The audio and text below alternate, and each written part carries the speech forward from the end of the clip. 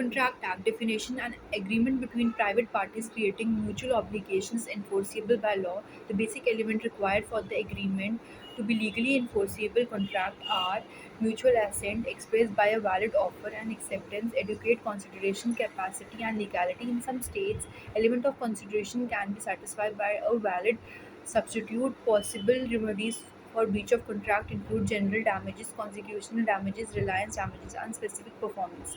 Use of the contract is the main purpose of the contract is to formalize new relationships and outlines the various legal obligations each party owns to the other. Today, most contracts are agreed between business, not people. Contracts serve as a record of rights, responsibilities, and obligations. Foremost, contracts function as a reliable record of the rights, responsibilities, and obligations of the parties who have signed. An effective contract will be described in detail what legal duties parties have, and contract make private promises legal enforceable. The intention to be legally bound is a core component of any contract, and it is required that for a contract to exist and enforceable by the law, both the party must share a common intention. This means that unlike other less formal promises, a promise in a contract is the one that you have a legal right to enforce in the court, typically where another party has breached the terms originally agreed and caused you some sort of discomfort. Contracts formalize a relationship between parties before the contract process even begins. Two or more parties will have agreed to work together in mutually beneficial way. The contracts ensure you get paid. Another purpose of a written contract is to stipulate the payment process and capture revenue. When a SaaS company offers to deliver the service to another business, for example, there is almost always a cost attached.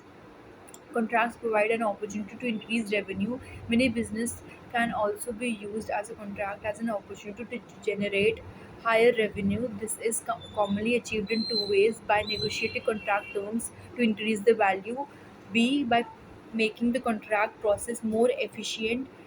Case law for the important judgment can be seen from the Madras High Court, which is delivered on December 15, 2021.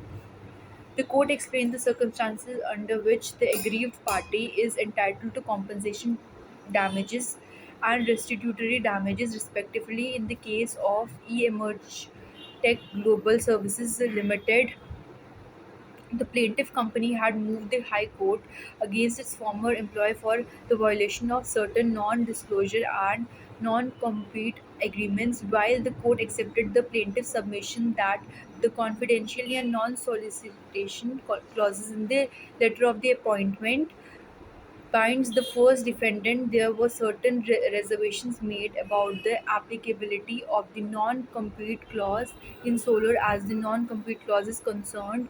The same cannot be made enforceable after the first defendant has left the employment, the court said, relying on the Madras High Court judgment. The court also explained that the objective of the compensatory damages is to redress the loss suffered by the aggrieved party.